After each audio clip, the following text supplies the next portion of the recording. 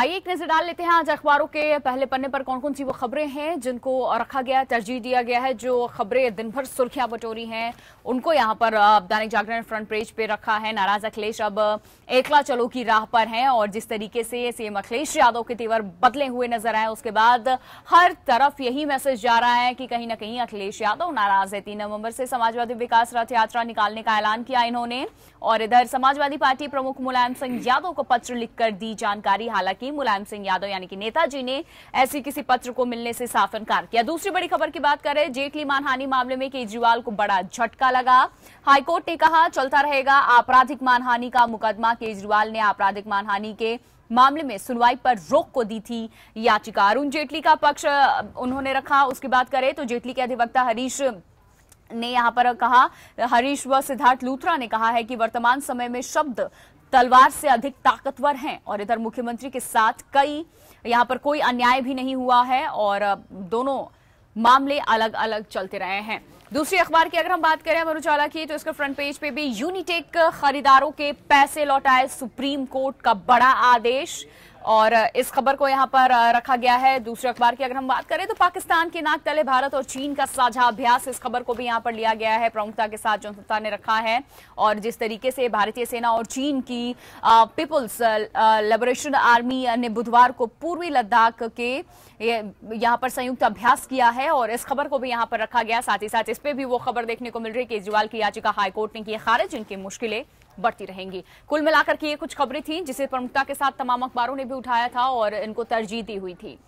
और इधर एक छात्र के लापता होने के बाद से दिल्ली के जवाहरलाल नेहरू यूनिवर्सिटी में हंगामा मचा हुआ है। इस मुद्दे पर जेएनयू प्रशासन के रवैये से नाराज छात्रों ने रात भर हंगामा किया। बुधवार को करीब 8 घंटे तक वीसी और दूसरे प्रशासनिक अधिकारियों का घेराव भी किया गया। छात्रों का आरोप है कि प्रशासन इस मामले में लापरवाही बरत रहा है। हालांकि वीसी ने देर रात ही बयान दिया कि लापता छात्र को ढूंढने के लिए सभी जरूरी कदम उठाए जा रहे हैं। यूनिवर्सिटी का एक छात्र नजीब अहमद 15 अक्टूबर से लापता है। उसकी गुमशुदगी को लेकर बीती रात छात्रों ने हंगामा खड़ा कर दिया। यूनिवर्सिटी के एक छात्र संगठन का आरोप है कि प्रशासन नजीब के मामले में चुप्पी साधे हुए है, यानी कि उतनी एक्टिव नहीं है जितनी होनी चाहिए। नजीब अहमद जेएनयू में बायोटेक्नोलॉजी का छात्र था। आरोपों के मुताबिक यहां पर 14 अक्टूबर को मानवीय हॉस्टल में एबीवीपी के एक छात्र के साथ उसकी झड़प हुई, जिसके अगले दिन से वो लापता है। और इधर बीजेपी का छात्र संगठन अखिल भारतीय विद्यार्थी परिषद ने लापता छात्र पर ही मारपीट का आरोप लगाया था, लेकिन उसके गायब होने के बाद से Jawaharlal Nehru university students union इस मुद्दे पर एबीवीपी को ही घेरने में लगे हुए हैं। इधर पूरे घटनाक्रम में गृह मंत्री राजनाथ सिंह ने दिल्ली पुलिस से रिपोर्ट तलब की है।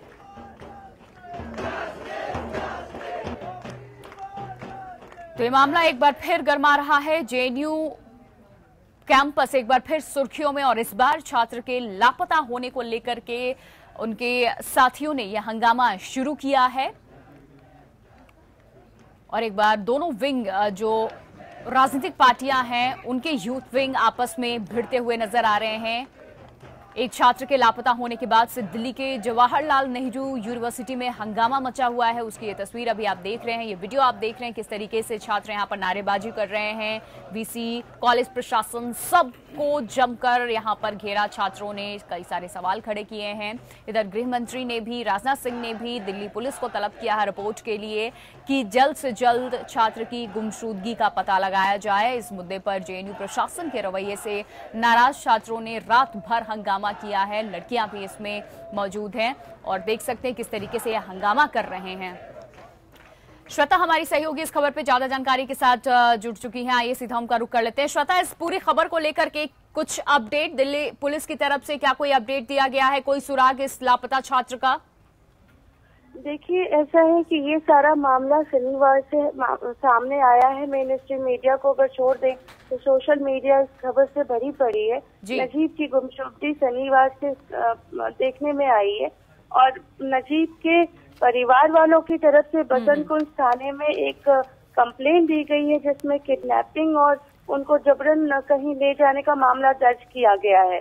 लेकिन जो ये प्रोटेस्ट कल हुआ है जेएनयू के अंदर और छात्र जो हंगामा कर रहे हैं उसमें इनडायरेक्टली लेफ्ट और राइट का विंग भी देखने में आ रहा है। जहाँ ये जो AVBP के छात्र हैं वो लेफ्ट के ऊपर। पुलिस प्रशासन ने कुछ अपडेट इस पे दिया है? कोई सुराग, किसी तरीके की कोई जानकारी? नहीं, अभी तक कोई सुराग देखने में नहीं आया। एक सूत्रों के हवाले से खबर आ रही है कि कल एक दल राजनाथ सिंह के पास गया था और राजनाथ सिंह ने इंटेलिजेंस को। चलिए श्रद्धा, शुक्रिया आपका तमाम जानकारी देने के लिए। और इस बीच हमारे साथ स्टूडियो में सीनियर जर्नलिस्ट शरद शर्मा भी मौजूद है, सीधा आइए उनसे भी जान लेते हैं। शरद जी, इस पूरे मामले को आप किस तरीके से देखते हैं? अभी हमारी सहयोगी भी फोन लाइन पे जिन्होंने अपडेट दिया, पुलिस प्रशासन अभी भी उनके हाथ खाली हैं, उन्हें कोई सुराग नहीं मिला है। देखिए, अगर FIR दर्ज हुई है तो पुलिस को वास्तव में काम करना चाहिए और ये समझ में ना किस दबाव में है पुलिस। लेकिन यह है कि गुमशुदगी हुई है तो कुछ ना कुछ उसका संज्ञान तो पुलिस को होगा कि किस तरह से हुई है, क्या मतलब कोई ट्रैक रिकॉर्ड क्या था, हिस्ट्री क्या थी। अब पूरा मामला जब समझे खुलेगा तो पता चलेगा कि क्या है अभी। लेकिन वास्तव में ये सोचने वाली बात है प्रशासन की मतलब कैंपस के भीतर से एक छात्र गुमशुदा हो जाता है और उसकी किसी को कान खबर तक नहीं होती है, और पुलिस प्रशासन अभी भी उसके हाथ खाली है। और खबरें ये भी आ रही हैं कि इसके पहले झड़प हुई थी उसकी किसी के साथ, वो भी दिल्ली जैसी जगह में जहाँ पे सेंट्रलाइज यूनिवर्सिटी, और दिल्ली जैसी जगह में अगर इस तरह से चीजें होंगी तो फिर बाकी की यूनिवर्सिटी का क्या होगा, वो सोचने वाली बात। क्या लगता है, इसका भी राजनीतिकरण होगा? अब ये तो खैर राजनीतिकरण होना ही, क्योंकि JNU हमेशा से एक पॉलिटिकल एक्टिव यूनिवर्सिटी रही है, हाइपर एक्टिव यूनिवर्सिटी रही है, तो इसका राजनीतिकरण तो होगा ही। और भाई सरकार जब यहाँ पे भाजपा की सरकार है, मतलब केंद्र में भाजपा की सरकार है, तो ऑब्वियसली जो लेफ्ट है, लेफ्ट के लिए एक बहुत बड़ा वो मिल गया उनको कि उनको करना है इसके लिए राजनीतिकरण, तो इसे करेंगे वो लोग। राजनीति गलियारों में ला करके किसी भी बात को, आपको नहीं लगता है छात्र से जुड़ा चाहे वो मुद्दा ही क्यों ना हो, बहुत ज्यादा तूल दे दिया जाता है बेवजह? पुलिस प्रशासन का काम है यूनिवर्सिटी के भीतर अगर किसी छात्र से उसकी झड़प हुई थी, क्या है पूरा मामला, पुलिस उसको निपटाए, लेकिन सरकार जो राजनीतिक पार्टियां हैं वो भी इसमें कूद पड़ती हैं।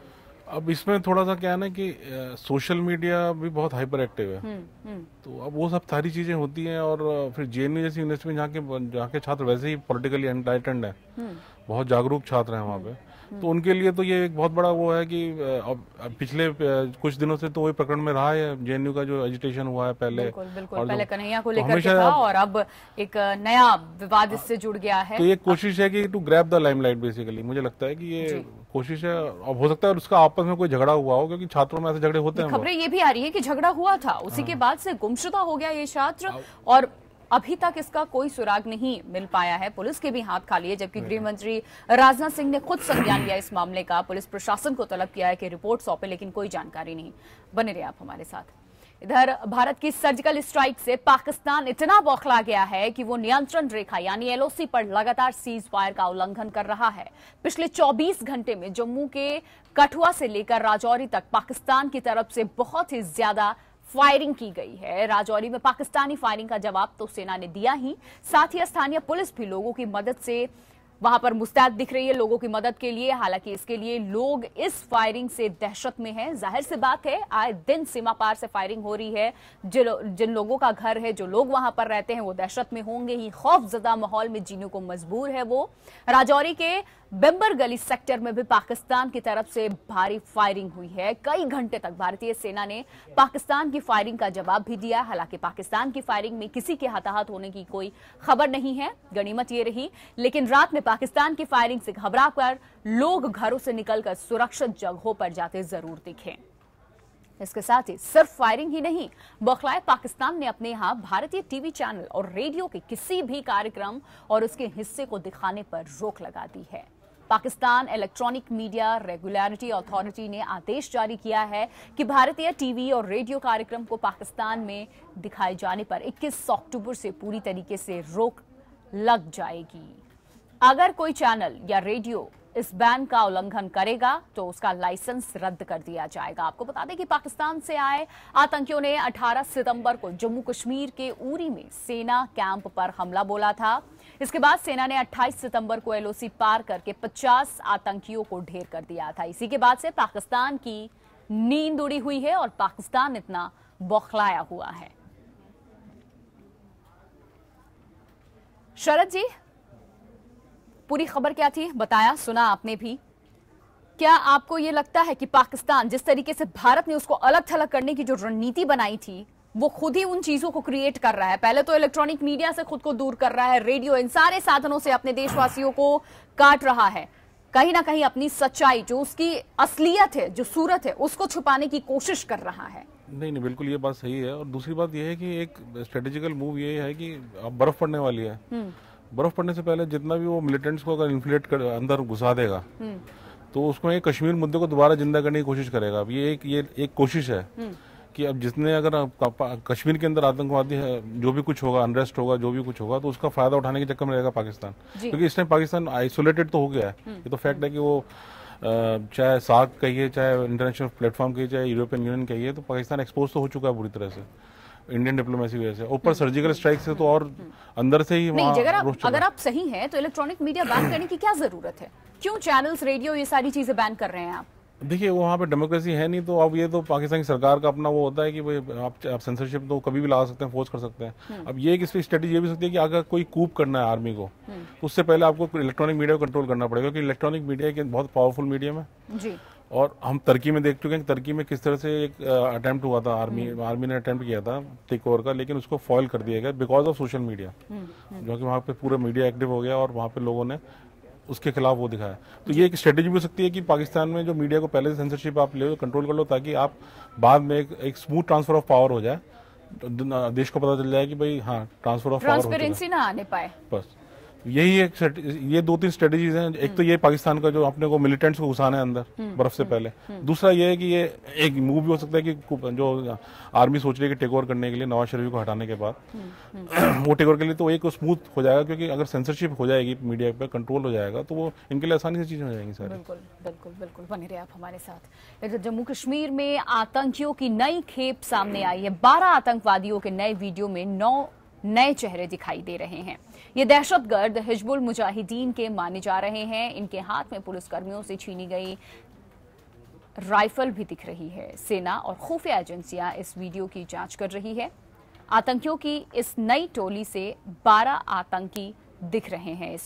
इसमें नीचे बैठे करीब 7 आतंकी भी दिख रहे हैं। ये वीडियो देख सकते हैं आप। तो इनके ठीक पीछे 5 दहशतगर्द भी दिखाई दे रहे हैं और सबके हाथ में ऑटोमेटिक हथियार है और हर आतंकी इन हथियारों को लहराता हुआ भी दिख रहा है। इस वीडियो में आतंकी खुश भी बेहद दिख रहे हैं, यानी हंसते मुस्कुराते। कश्मीर में अमन के इन 12 दुश्मनों का वीडियो एपीएन के हाथ लगा और इन वीडियो में आतंकियों ने न तो अपना चेहरा छुपाया और ना ही इनके चेहरे पर कोई तनाव भी देखने को मिल रहा है।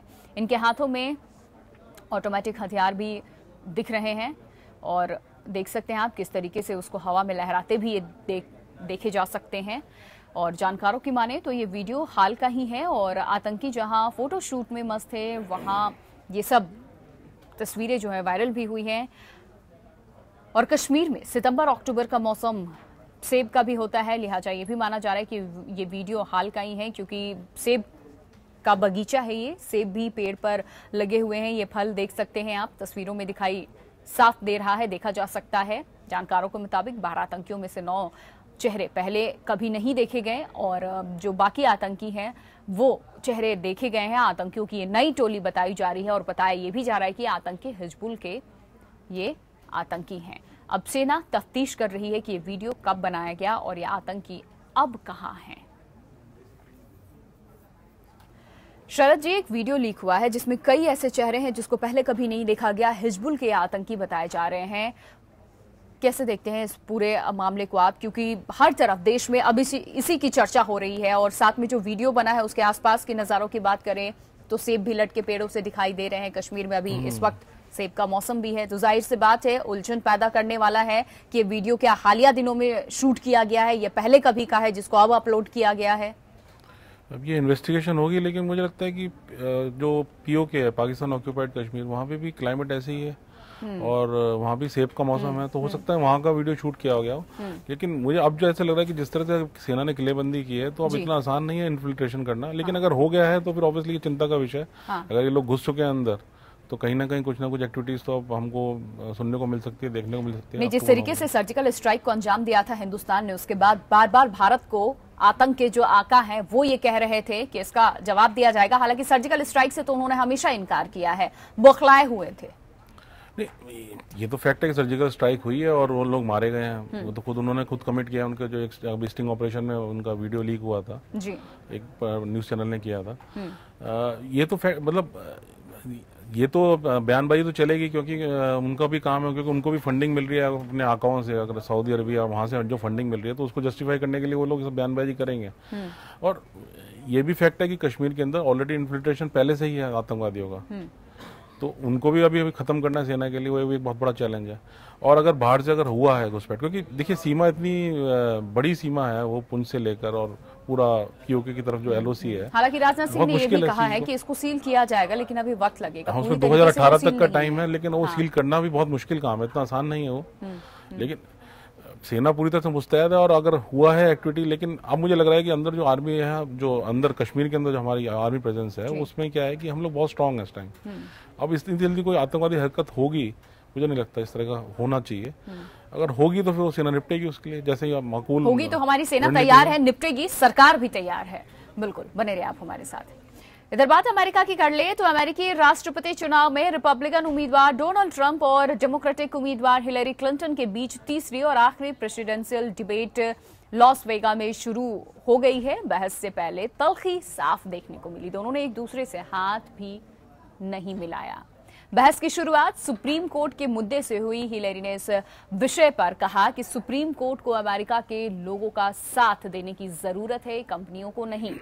इधर हिलेरी ने कहा कि वो इस विषय पर ट्रंप से असहमत है। ट्रंप ने कहा है कि मैं ऐसे जज की नियुक्ति करूंगा जो कि दूसरे संशोधन की रक्षा कर सके।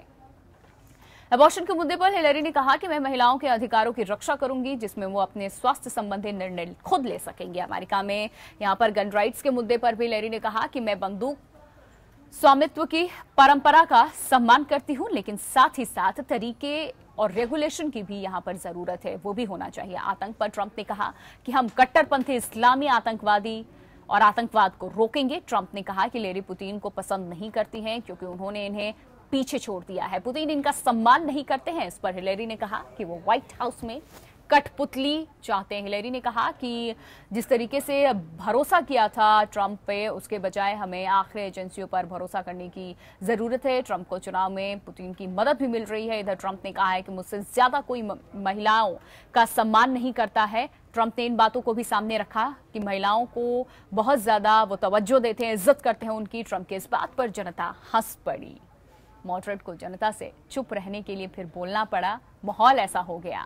इधर हिलेरी क्लिंटन को हाल में ही जारी एक सर्वेक्षण में उनके रिपब्लिकन प्रतिद्वंदी डोनाल्ड ट्रंप पर 6 अंकों की बढ़त मिली है। और फॉक्स न्यूज का ये सर्वे ऐसे समय में आया है जब राष्ट्रपति पद के चुनाव में महज 3 हफ्ते बच गए हैं। वहीं यौन उत्पीड़न के आरोपों की वजह से डोनाल्ड ट्रंप कुछ अहम राज्यों में पीछे भी चल रहे हैं। शरद जी, बड़ा दिलचस्प मोड़ पे आकर के खड़ा हो गया है अमेरिका की राजनीति की। अगर हम बात करें, एक तरफ हिलेरी क्लिंटन है तो दूसरी तरफ डोनाल्ड ट्रंप है, तो आए दिन अपनी बयानबाजियों की वजह से सुर्खियों में रहते हैं। अभी मैंने बताया जब उन्होंने ये बातें कही कि महिलाओं की इज्जत करता हूं, मैं सम्मान करता हूं, और खासकर जब ये बात कही उन्होंने कि सबसे ज्यादा महिलाओं को मैं ही सम्मान देता हूं, सम्मानित करता हूं, जितने भी लोग वहां पर मौजूद थे उनकी हंसी ये बता रही थी कि क्या है ये। आखिरकार लोगों को चुप करवाना पड़ा। खैर, डोनाल्ड ट्रंप की तो गाड़ी छूट चुकी है। मुझे लगता है कि देखिए, अमेरिका ऐसा राष्ट्र है कि अगर आपको ध्यान हो कि बिल क्लिंटन को भी माफ नहीं किया गया था जब वो मोनिका लेविंस्की वाला कांड हुआ था। चाहे कितनी एडवांस सोसाइटी हो, लेकिन जो अगर शासक है या जो पॉलिटिकल लीडर है, अगर उसके पास कोई कैरेक्टर का आक्षेप होता है, चरित्र का वो होता है, तो उसको जनता माफ नहीं करती है। और डोनाल्ड ट्रंप के साथ भी यही होना है। वैसे भी वो बिजनेसमैन है, पॉलिटिक्स में बाद में आए हैं, लेकिन क्या है कि जब इतना बड़ा है उनका एक्सपोज हो चुका है, तो मुझे लगता नहीं कि उनकी तो अब गाड़ी छूट चुकी है। और वो अब तो एक मतलब गाड़ी बिल्कुल पीछे छूट चुकी है और वो अब तो बस यही है कि एक फेस सेविंग एक्सरसाइज है, जो भी कुछ होगा बिल्कुल 3 हफ्ते के बाद सब कुछ साफ साफ हो जाएगा। बहुत बहुत शुक्रिया आपका शरद जी। धन्यवाद।